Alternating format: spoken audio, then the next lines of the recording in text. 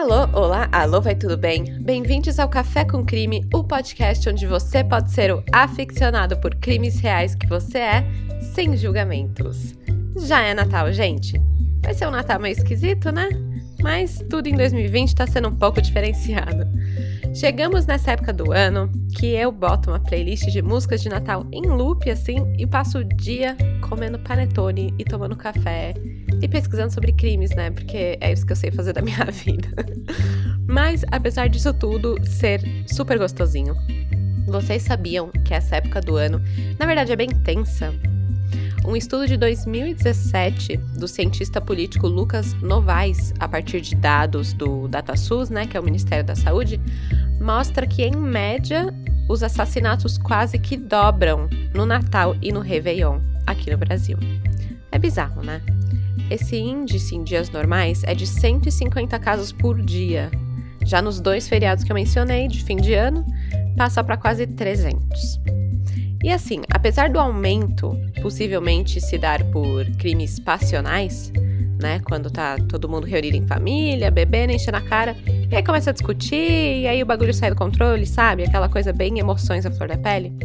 Também vale lembrar que nessa época do ano tem uma coisa que acontece aqui no Brasil, chamada saidinha, né? A famosa saidinha brasileira, quando os condenados por assassinatos e outros crimes também, né, podem sair da cadeia e dar um rolê pela cidade.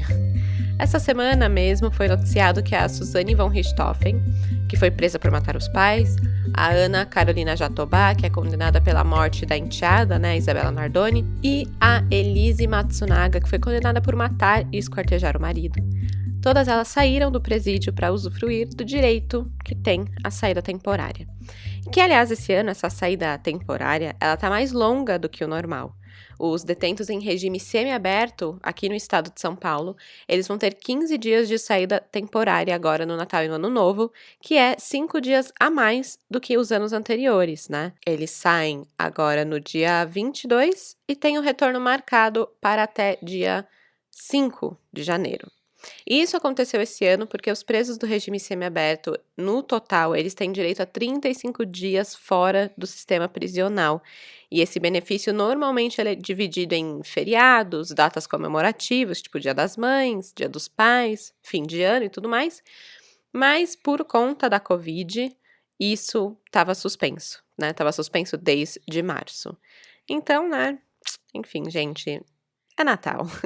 É jingle bells, acabou o carcel. É isso, gente, é isso que temos para esse ano. Notícias dadas. Então vamos para a história de hoje, que tem muito a ver com essa data natalina. Hoje eu vou contar para vocês sobre o crime do Papai Noel, que aconteceu em São Paulo em 2001, que foi quando um Papai Noel, que estava na rua vendendo bala, simplesmente atirou numa mulher e fugiu. Então, vamos entender o que aconteceu. As fontes que eu usei aqui foi o R7, o Tempo, o Conjur, o G1, Glamura, Veja, Correio Brasiliense, Isto É, Domingo Espetacular, Hoje em Dia e um texto da blogosfera da UOL, do Paulo Sampaio. E um último lembrete. Ainda dá tempo de garantir a sua caneca do Café com Crime e se autopresentear no Natal, hein? É só entrar no catarse.me/café com crime _canecas, ou se você gosta de um pouco de emoção e quer entrar no sorteio para ganhar uma caneca do podcast, você pode entrar no catarse.me/café com crime e apoie com o que você puder, R$5, R$10, o que for. E aí você já entra automaticamente no sorteio da sua caneca maravilhosa. E com isso, bora começar do começo? Ah, gente, antes de começar, só queria pedir desculpas pelos barulhos que vocês vão escutar nesse episódio, que no caso são piados dos meus passarinhos. Eu tô gravando num horário que eles estão assim, acordadíssimos a toda, tão piano, meu Deus do céu. Então, desculpa aí pelos piados, mas são os bonitinhos, o Pio, a Pia, a Manga, o Blue e a Mônica. Meus 5 passarinhos, tá bom? Beijos.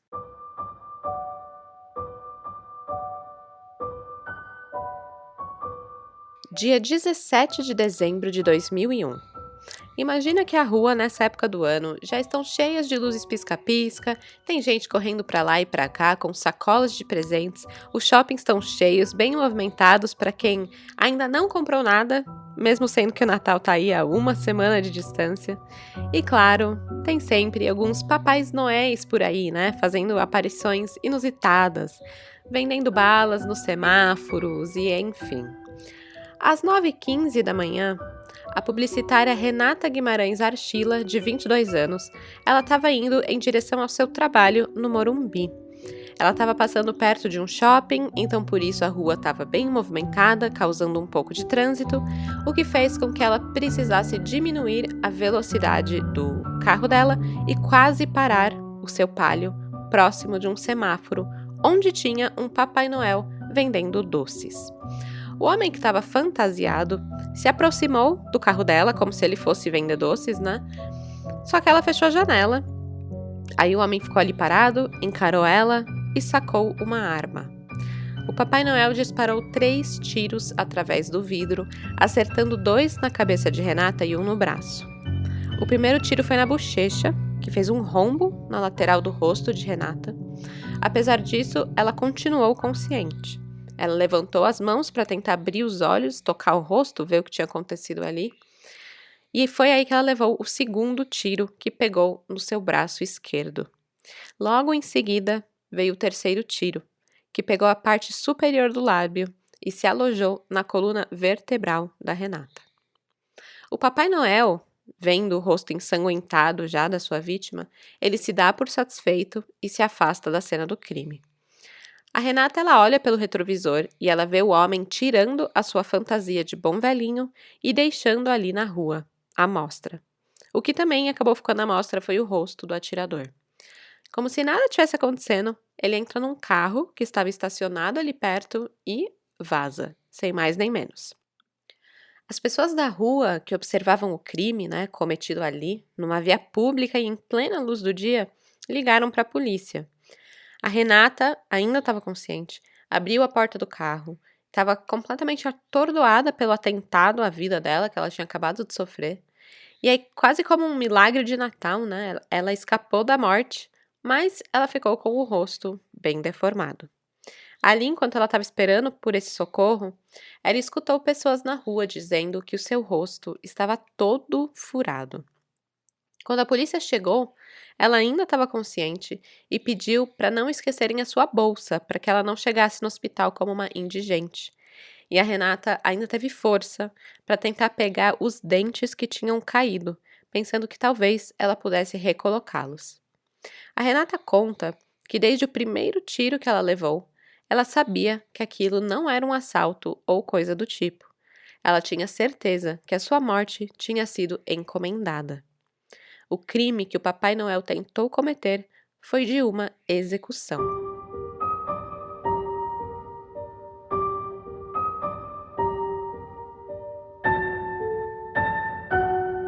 Ao ser transportada para o hospital, a Renata ela teve coragem de olhar para o seu reflexo em um espelho retrovisor do carro da polícia. Ela conta que, abre aspas, eu estava desfigurada. Tinha um rombo enorme na bochecha. Tinha perdido os dentes, fiquei inchada, cheia de sangue, chorava de dor e medo.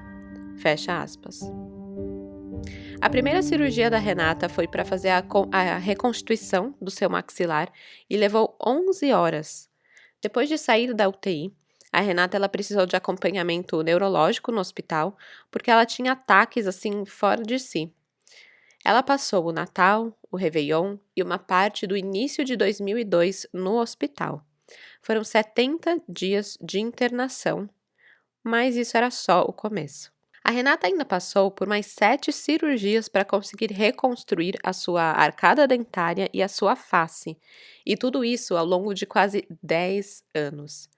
Em virtude de uma das cirurgias dela, ela ficou acometida de uma grave pneumonia e ela teve a sua morte anunciada pelos médicos. Mas mais uma vez, como um milagre, ela sobreviveu. Ô mulher forte, viu? Um mistério do bem que acontece nesse caso é que todas as cirurgias de Renata foram pagas por uma pessoa desconhecida, um anônimo que ficou comovido com esse caso. A Renata, ela tem na coluna dela uma bala que ficou alojada, porque os médicos falaram que era muito perigoso eles tentarem tirar aquela bala dali, então era melhor ficar. E ela perdeu também 40% da sensibilidade da mão esquerda, que foi a mão onde ela também levou um tiro. Depois de tudo isso, de todos esses acontecimentos, a Renata também passou a sofrer de depressão. E quem não, né? Pelo medo que ela tinha de sofrer um novo atentado à sua vida, ela também decidiu se mudar de estado. Então hoje ela mora com o marido e com 2 filhos em Santa Catarina. Muita coisa, né? Muita mudança, muito traumático todos esses eventos. Apesar da tragédia, o sentimento que ela carrega não é o de raiva. Na verdade, é o de tristeza, uma tristeza muito profunda. E de que a justiça, claro, precisava ser feita. E o pior é que a Renata sabia exatamente quem tinha contratado um Papai Noel para matar ela. Ninguém mais, ninguém menos que o próprio pai, Renato Archila, e o avô paterno dela, o Nicolau Galan.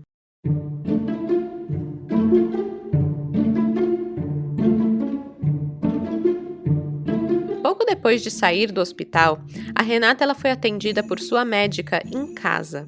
E olha só como são as coisas. Foi por causa dessa visita que a polícia chegou ao Papai Noel. Acontece que enquanto o motorista particular da médica aguardava do lado de fora da casa, ele engatou um papo com o vizinho da Renata. E aí nessa conversa, o vizinho contou ao motorista que um carro havia rondado a vizinhança por mais ou menos 2 semanas antes do crime. E como ele achou isso muito esquisito, ele anotou a placa do carro. E olha que coincidência de novo. Essa mesma placa tinha tomado uma multa por ter ficado estacionado muito tempo ali no Morumbi, no dia e na hora do crime. E se parar para pensar, faz muito sentido, né? A Renata ter sido stalkeada antes de ter sofrido um atentado de assassinato. Afinal, o atirador ele precisava saber os seus hábitos, a sua rotina, os seus horários, e só assim ele saberia que Renata estaria a caminho do trabalho, lá no Morumbi, naquele trajeto, naquela hora exata. Olhando mais a fundo sobre o veículo, descobriram que ele era de Sorocaba, interior de São Paulo. E é nessa cidade que ficavam as terras de Nicolau Archila Galan, o avô de Renata. Mas até aí, Sorocaba tem outras pessoas, né? Não dá para fazer esse link assim tão rapidamente. Só que, na verdade, dá sim. Por quê? Ficou rapidamente comprovado e óbvio que o atirador tinha conexão com a família de Renata. Isso porque, além dele ser de Sorocaba, também descobriram que o carro pertencia ao policial militar José Benedito da Silva. E adivinha só? Ele trabalhava como segurança no Aras dos Archilas. Ao investigar o José Benedito da Silva, a polícia também descobriu que em sua agenda telefônica se encontravam os números de contato do Renato Archila. E mais, no dia 17 de dezembro de 2001, o dia do crime, José não compareceu ao trabalho e ficou comprovado que ele estava em São Paulo. E não para por aí. Haviam testemunhas que tinham visto o José. Havia um retrato falado de José. E então, mais amarrado que isso, o caso não fica, né? O atirador foi José Benedito da Silva. Mas assim, só para morrer de certeza, a Renata foi ao distrito policial fazer o reconhecimento do criminoso. Ela examinou por trás do vidro espelhado 5 suspeitos, só que ela nem teve dúvida, ela apontou imediatamente para um deles, que ela estava 100% com certeza de que era aquele homem, o José. E ela diz o seguinte, abre aspas, o olhar era o mesmo, forte, de uma pessoa muito fria, decidida, firme. Eles, os 5 suspeitos, entraram de costas e depois foram se virando. E eu o reconheci não só pelo olhar, mas pela pele, pela orelha de abano e a estatura. Fecha aspas. Não tinha como negar. José era o atirador que eles procuravam, né? Mas por quê? Por que ele tinha feito aquilo? Por que atirar 3 vezes contra o rosto de uma jovem de 22 anos? O que ele tinha a ver com a Renata? Pra que fazer isso, gente? Pra quê? Não fazia o mínimo de sentido. E ficou bem óbvio que, bem, ele era apenas um atirador. Não era por interesse dele ele ter cometido esse crime, mas sim do seu patrão. Mesmo assim, bem ao estilo de pistoleiro profissional, né, contratado para matar, o José preferiu manter o mais absoluto silêncio sobre o autor da encomenda assassina. Ele segurou a bronca sozinho. Felizmente, o bico fechado de José não foi o suficiente para apagar a participação do pai e do avô de Renata no crime. Já tinha ficado comprovado ali os vínculos de José com os Archilas por meio da agenda telefônica e ligações recentes entre os números deles. Além, óbvio, né, do fato dele trabalhar fazendo bico de segurança na fazenda do Nicolau e do Renato. E talvez o que amarra tudo isso junto é que o pai e o avô tinham motivação para cometer esse crime. Pois é. 6 meses antes de sofrer o atentado, a Renata Guimarães Archila, ela vinha recebendo telefonemas anônimos, bem entre aspas, porque era meio óbvio que era o seu avô que estava ligando. E o teor dessas ligações eram de ameaça.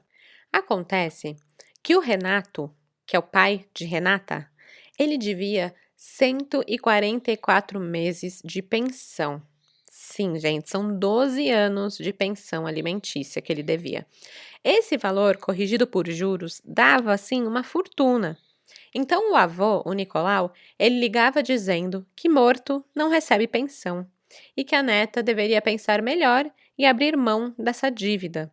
Ou mesmo que ela até poderia ter ganhado na justiça o direito de ter pensão até os 24 anos, mas que nunca se poderia saber o que ia acontecer até lá. Eu fiquei de cara com o tamanho da covardia do Renato, né, gente? Pô, 12 anos sem pagar pensão. 12 anos que deixa a filha largada nas costas da família da mãe. E ainda tem a coragem de deixar o papai ligar pra neta ameaçando, gente. Ah, mas vai pra puta que pariu, né? Que isso? A batalha na justiça contra o pai já tinha sido bastante longa para Renata. Na verdade, começou quando ela nasceu. Demoraram 10 anos até ela ser reconhecida como filha de Renato Archila por exame de DNA. E mesmo depois disso, de ter o nome do pai no documento, ela passou, né, a usar Renata Guimarães Archila como nome, ela ainda precisou lutar mais 12 anos em busca da pensão alimentícia que lhe era devida. O Renato, ele foi condenado a pagar pensão alimentícia retroativa por todo esse período aí que ele teve de negligência paternal. E ao que tudo indica, era a pura implicação do avô. Algumas fontes falam que ele até pode ter tentado, em algum momento, se aproximar da filha, mas que o avô, o Nicolau, cortava as asinhas dele. Então, né, faltou aí uma boa dose de culhões para o Renato. E isso do avô implicar começou 2 anos antes mesmo de Renata nascer. O que era para ter sido uma história romântica, digna de filme hollywoodiano entre a mãe e o pai de Renata, se tornou nisso, né? Uma novela com fim trágico.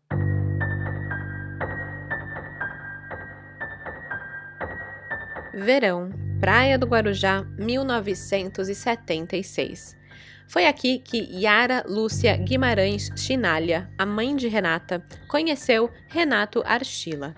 Ela tinha 16 anos, ele tinha 18. Ela era de classe média e estudava no Colégio Sacré-Cœur. Ele era herdeiro de uma família que fez fortuna no agronegócio e cursava o tradicional Colégio Rio Branco. O namoro nunca foi bem visto pela família Archila. Era aquele tradicional roteiro de filme mesmo, de amor proibido entre um jovem rico e uma moça mais pobre. Mas por 2 anos o casal se manteve ali, ó, firme e forte. O Renato chamava a Yara de Prim, uma abreviação de princesa. Olha como ele era romântico, gente. Eles trocavam muitas e muitas cartas, altas declarações de amor, tipo essa daqui, abre aspas. Desde que eu te conheci, é que eu aprendi o que é o amor e os bons momentos, fecha aspas. E essa aqui também, abre aspas. Você foi e sempre vai ser a pessoa que eu mais amei e que eu mais vou amar na minha vida, fecha aspas. Já aproveita aí para roubar a frase de amor pro arroba lá? É boa, hein? Eu cairia. Uma pena que esse boy bom das palavras era só isso mesmo, bom de poesia, porque de resto, minha filha, ó, só lixo. Yara e Renato namoraram por 2 anos, O Renato frequentava a casa de Yara, conhecia os pais dela, os avós da Renata, né, os pais da Yara, gostavam muito dele e eles estavam muito felizes juntos, a não ser pela constante pressão de Nicolau, o pai do Renato, de romper com o relacionamento. Acontece que ele não queria que o seu filho, né, playboy riquinho, se relacionasse com alguém que ele considerava inferior. Mas aí o Renato e a Yara começaram a pensar em um plano para ver se conseguiam mudar a cabeça do velhinho. Acontece que o Renato sabia que o seu pai, o Nicolau, ele sempre quis ter um neto. Então, o casal decidiu ter um filho juntos para estreitar os laços familiares e, quem sabe, ganhar o coração de Nicolau com esse bebê. Quando a Yara engravida, o Renato vai lá contar pro Nicolau, todo felizão, achando que talvez o pai agora visse esse relacionamento como sério e que eles seriam sim uma família e que teria sangue ali, né? Mas isso só piorou as coisas. O Nicolau ele foi categórico em dizer que ele não aceitava essa gravidez e que o Renato tinha uma escolha para fazer. Ou ele ficava com a Yara e o bebê, ou ele ficava com a família Archila. Basicamente, ou você fica com a mulher que você engravidou, ou você vai ser cortado de toda a herança e de tudo que essa família rica pode te providenciar, né? A mãe do Renato, a dona Alice, ela também seguiu a mesma linha de raciocínio do Nicolau. Ela rejeitava totalmente a ideia de ter essa neta, porque ela simplesmente não era da mesma linhagem que eles. E isso quer dizer, ela não era loira de olhos azuis, como os Archilas. A Yara tinha os cabelos escuros e os olhos escuros também, e foi a ela que a Renata puxou. O Renato acabou escolhendo a família Archila, né? Obviamente. Ele procurou os pais de Yara para dizer que, infelizmente, não poderia arcar com aquela situação. E, gente, fala assim, aquela situação como se fosse uma coisa, né, que nem não foi ele que planejou isso, né? Não foi ele que planejou ter um filho para tentar conquistar o próprio pai. Deu para trás, né? Amarelou. Enfim, a Yara, ela ficou inconsolável com o término do namoro, mas ela decidiu levar a gravidez adiante e ela teve todo o apoio da família dela para isso. O pai de Yara, ele pediu apenas que a criança recebesse o nome do homem que a engravidou. E isso se deve ao fato de que ele tinha uma mentalidade mais tradicional e achava que se o pai da menina era conhecido, ela deveria ter o nome dele. E assim foi feito, e o bebê, ainda na barriga da mãe, já tinha um nome: Renata. Já com a gravidez bem adiantada, a Yara um dia avistou o Renato ao volante de uma BMW em um semáforo lá na Rua Augusta. E aí ela correu para falar com ele, mas o Renato fechou a janela. O sinal abriu, ele arrancou com o carro e deixou a Yara lá, grávida, plantada no meio da rua. Ah, mas esse é o momento que se você estiver esfregando a louça é para esfregar com ódio, gente. É vontade de tacar o prato na parede. Porque, mano, não. Gente, é muito canalha. É muita canalice. Sério. E o pior é que o pior ainda tá por vir, entendeu? Então, assim, vamos lá. A Renata nasceu no dia 15 de agosto de 1979. De acordo com ela, uma enfermeira contou para sua mãe que um homem desconhecido apareceu no berçário na madrugada que ela nasceu, pediu para pegar o bebê no colo e chorou muito. A Yara ficou convencida de que esse homem foi Renato.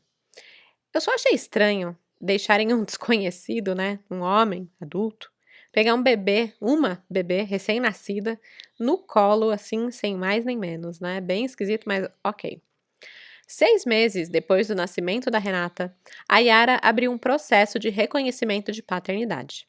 Nessa época, ainda não tinha exame de DNA para isso, era tudo feito de outros jeitos, né? Outros testes. Era teste de sangue, de cabelo. Mas tudo isso podia ser contestado juridicamente muito facilmente. E claro que a família Archila, né, com o seu dinheiro todo e seus bons advogados, conseguiam contestar tudo e fugir de ter que dar a Renata Guimarães o sobrenome deles. Mas a ciência foi evoluindo com o tempo, e assim que a medicina anunciou a novidade do DNA, a Yara convocou o Renato para fazer o exame. Esse daqui foi um dos primeiros casos de paternidade reconhecido por DNA no Brasil. Bem interessante, né? Na ocasião do teste, a Renata, ela lembra como que foi e ela conta um pouquinho. Ela disse que os pais e ela ficaram a sós numa sala pela primeira vez e que o silêncio foi absoluto. O Renato ele nem olhava direito para a cara da Yara ou para a cara dela. A fim de que não houvesse suspeita de troca de tubos de ensaio contendo as amostras de DNA e tal, o médico pediu para Yara escrever o nome do Renato no recipiente com o sangue dele e para o Renato escrever o nome da Yara no recipiente com o sangue dela, né? E aí, nesse momento, a Renata conta que o Renato teve a cara de pau de virar para Yara e perguntar: qual que é o seu nome mesmo? Gente, é muito ridículo. A Yara não deixou barato e retribuiu a pergunta com o mesmo, né? Falou: eu sou a Yara e você, quem você é, né? Eu fico indignada com como as pessoas conseguem mudar da água pro vinho, né? Sem mais nem menos. Antes chamava ela de princesa, e agora vem dar uma de, ai, qual que é seu nome? Ai, é muito escrotidão, gente, dá licença.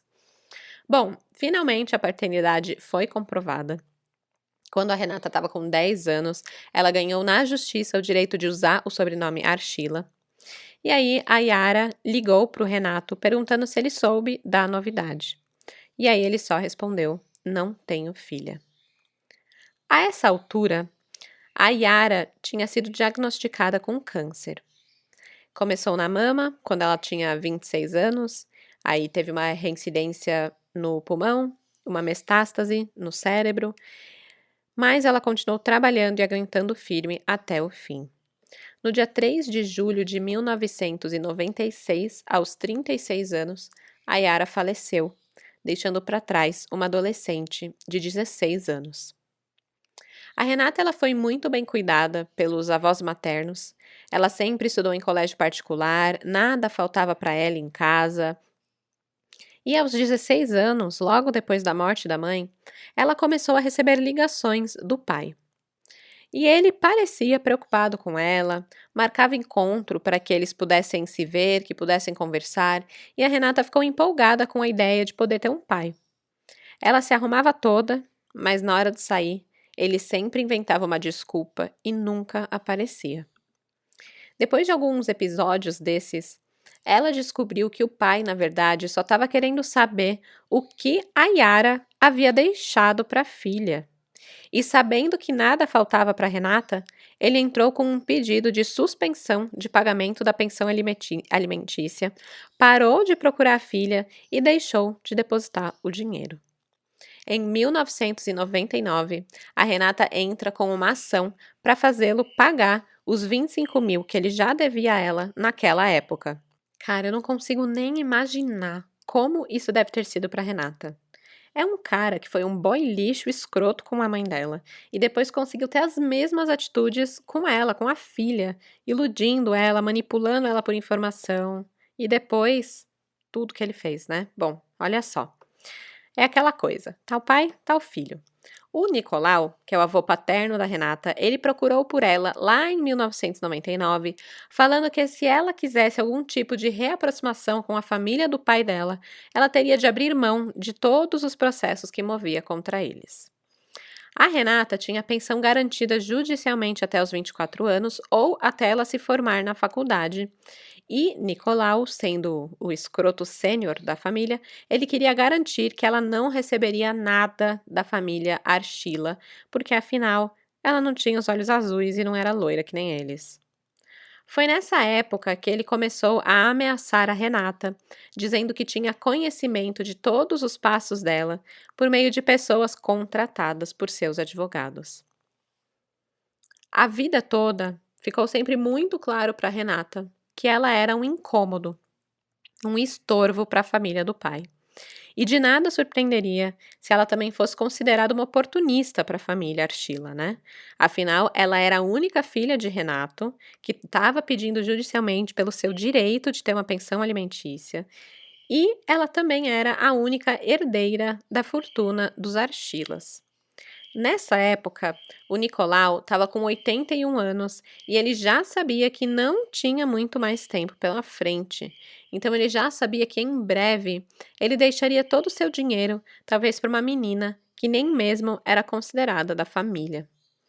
Então, quando Renata levou 3 tiros no rosto, naquele dia 17 de dezembro de 2001, ela soube imediatamente que aquele Papai Noel estava ali a atacando, amando de seu avô e de seu pai.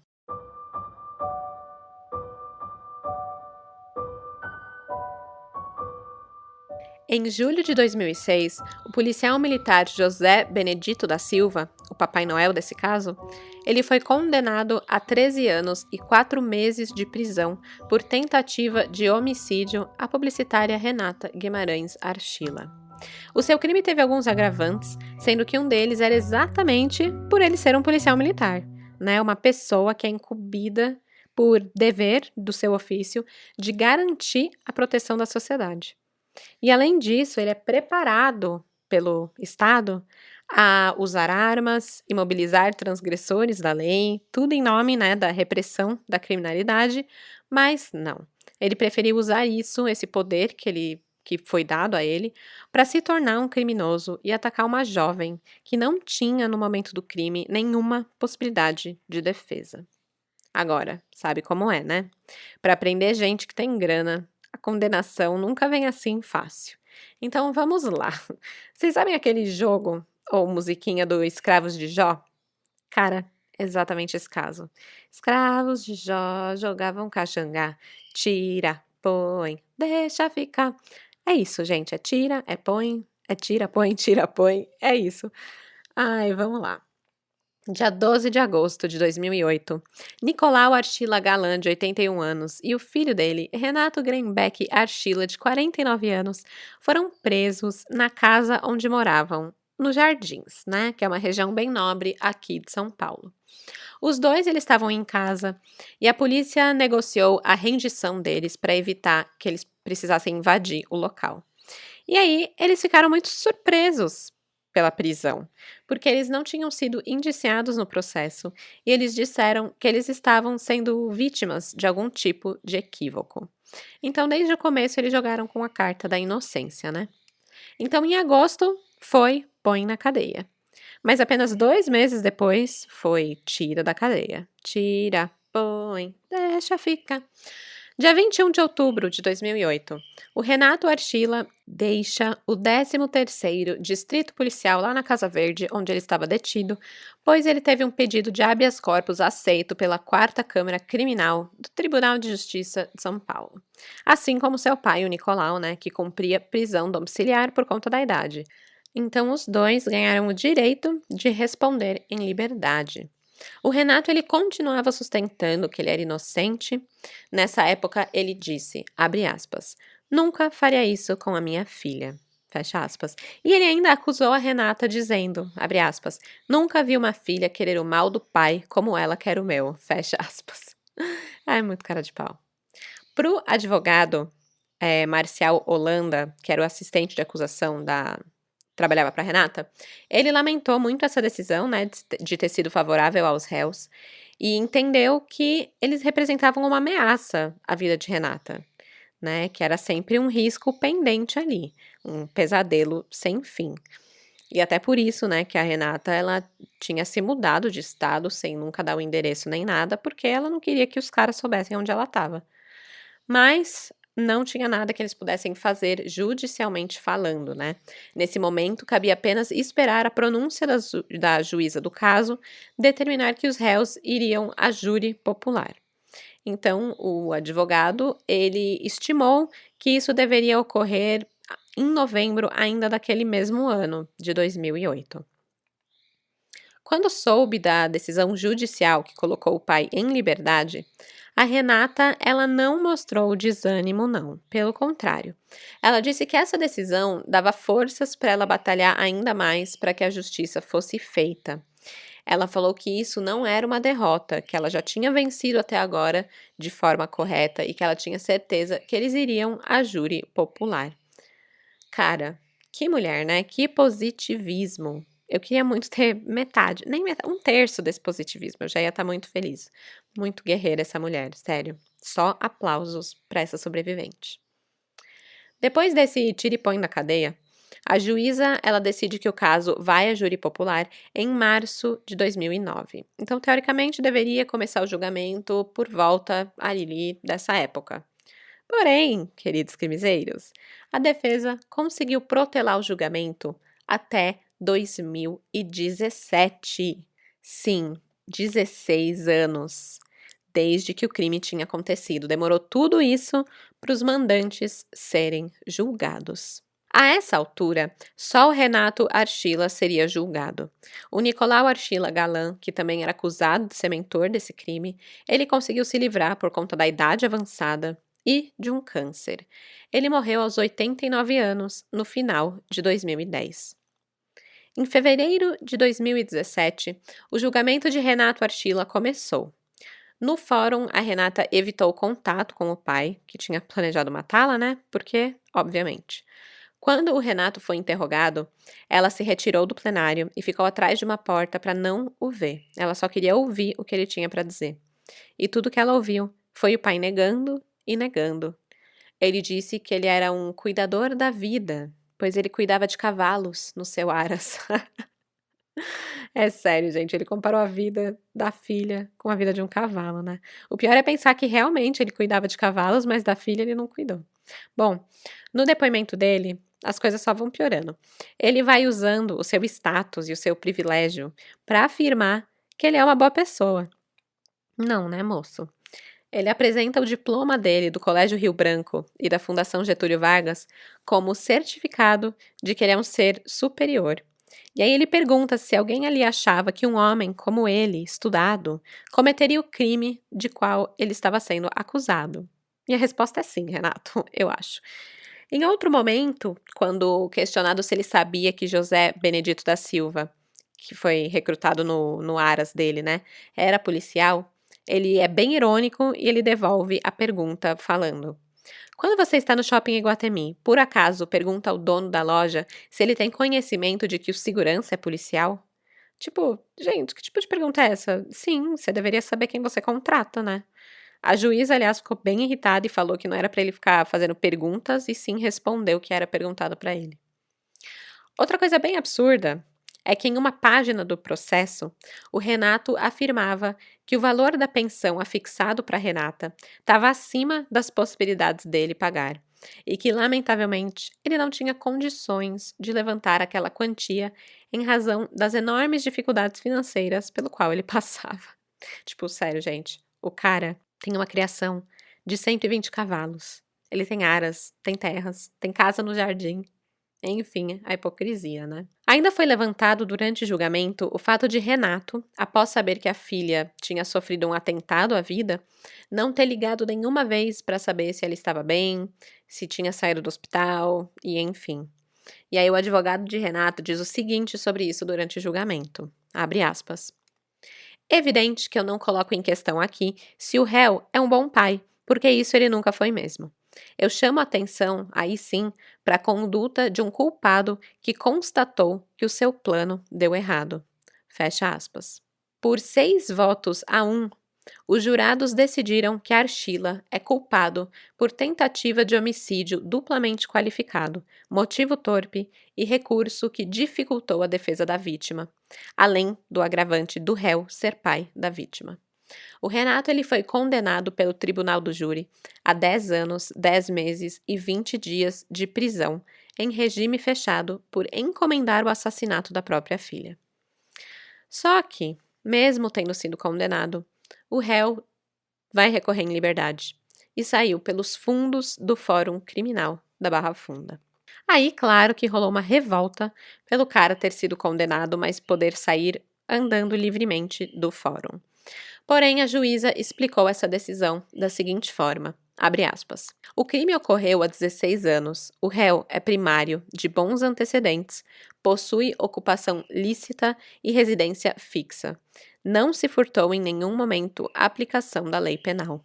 Fecha aspas. A defesa de Renato recorreu, pedindo a anulação do julgamento, o que foi negado pelos desembargadores da 4ª Câmara do Tribunal de Justiça, e já o promotor Felipe Ziberman, que era da defesa, né, trabalhava para a Renata, ele pediu para a segunda instância aumentar a pena, o que foi aceito. Em junho de 2018, ocorre a condenação em segunda instância, onde a pena de Renato foi aumentada para 14 anos de prisão. E um dos raciocínios para isso era o fato de que, se o atirador, o José Benedito da Silva, pegou 13 anos, como que o mandante do crime tinha ficado com só 10 anos, com um valor menor disso, né? Não fazia sentido, então a pena foi aumentada. Então, assim, em 2018, Renato, aos 59 anos, ele é preso em Votorantim, interior de São Paulo, onde ele estava vivendo. A Renata fala que essa sentença tirou um peso das costas dela e que o que ia ficar marcado ali é que o mandante do crime foi condenado. Mas para ela, abre aspas, é difícil saber que seu pai e sua mãe namoraram 2 anos, decidiram ter um filho e com 22 anos o meu pai manda me matar. Fecha aspas. É difícil mesmo, né? E ainda por cima disso, deve ter sido bem complicado ficar vendo o sistema de justiça brasileiro funcionando. Isso porque, mesmo depois de ser condenado em segunda instância e ter ido pra cadeia, ainda deu pra brincar um pouquinho mais de escravos de Jó. Tira, põe. O Renato deu um jeito de sair. Em 19 de dezembro de 2018, logo depois de completar 17 anos do atentado à vida de Renata, o ministro Marco Aurélio Mello, do Supremo Tribunal Federal, mandou soltar Renato Grembeck Archila. A decisão do ministro do STF foi dada no mesmo dia que ele também concedeu liminar para soltar condenados em segunda instância que não tiveram seus casos transitados em julgado, ou seja, que ainda podiam recorrer aos tribunais superiores. A Procuradora-Geral da República, Raquel Dodge, ela recorreu essa decisão de soltar o Archila. Ela alega que a pena foi considerada transitada em julgado pelo Tribunal de Justiça de São Paulo e essa ordem de soltura foi dada foi um equívoco, né, na percepção ali da justiça, que tudo já tinha sido julgado bonitinho. Mas mesmo assim, o Renato ele foi solto 6 meses depois de ter sido condenado a 14 anos de prisão.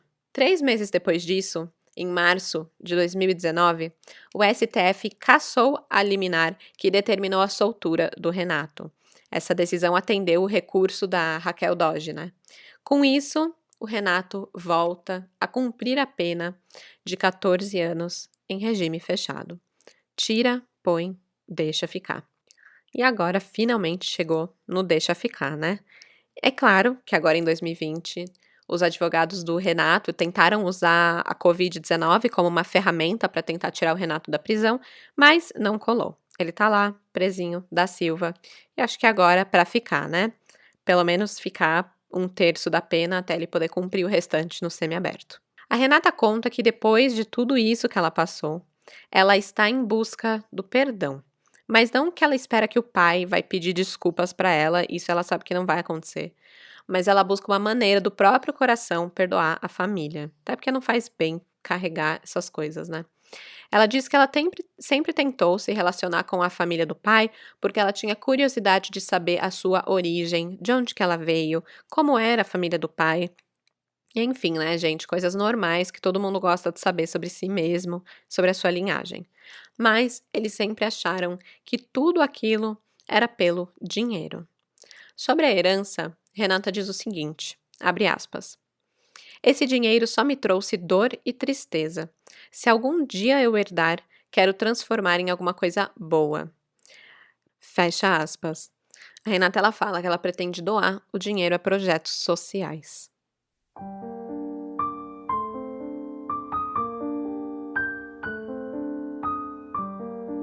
Acredite se quiser, ainda tem mais uma camada nessa história.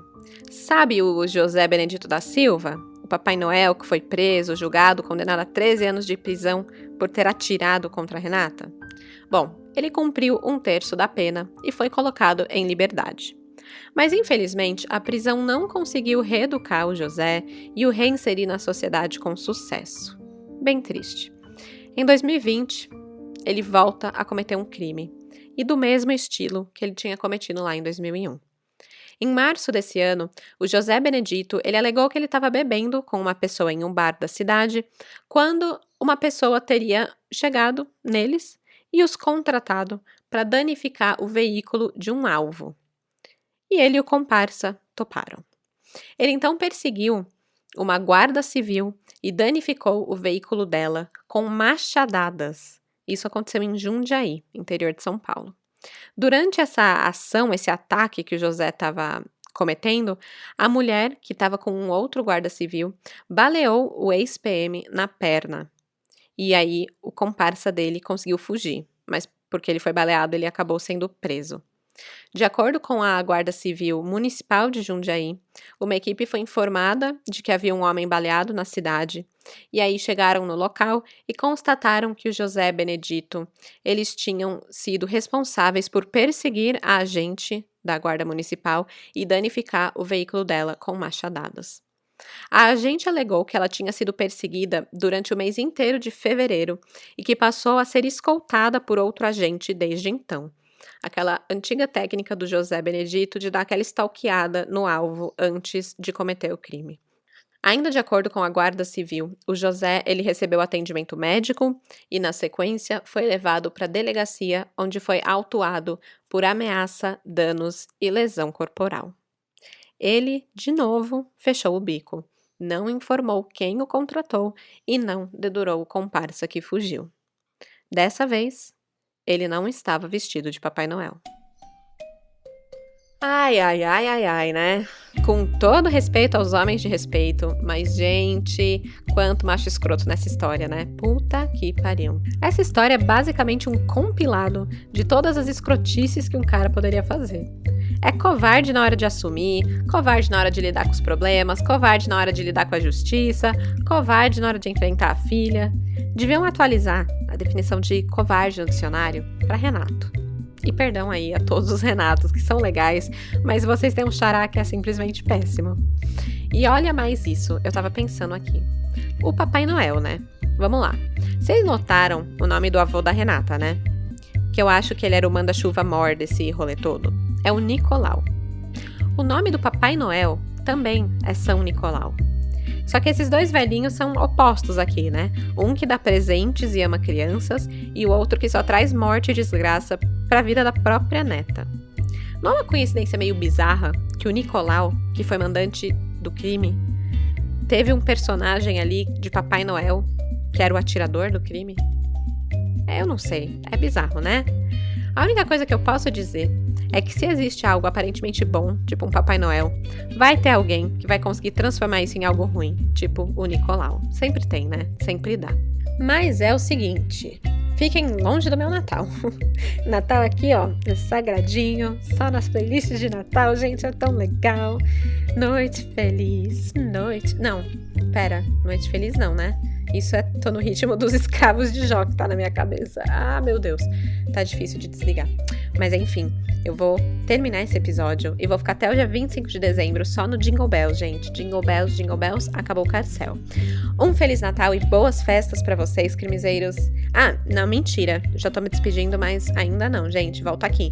Eu esqueci de avisar que eu vou postar as fotos sobre o crime do Papai Noel lá no Instagram, o @cafécomcrime. Tem até da fantasia que foi usada no crime, então vai lá ver pra ter noção do estilo do Papai Noel, que não dá pra confiar. Tá? E já que você vai lá no Instagram para ver as fotos, aproveita para entrar no sorteio da caneca. Ainda dá tempo de se presentear com uma caneca personalizada do podcast, hein? Lá no Instagram tem todas as informações, o @cafécomcrime. É isso, gente. Até quarta-feira que vem e até lá, fujam de homens covardes, porque de desgraça já basta esse podcast. Tchau, tchau!